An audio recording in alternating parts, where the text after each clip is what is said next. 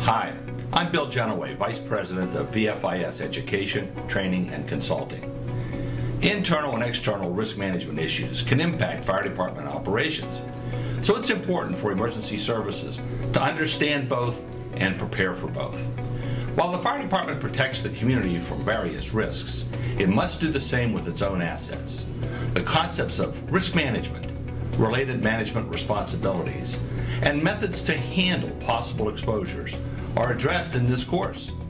Specific challenges facing fire chiefs are also discussed.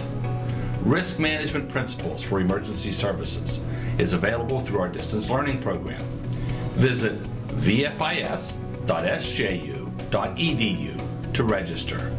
Thanks for your time and be safe out there.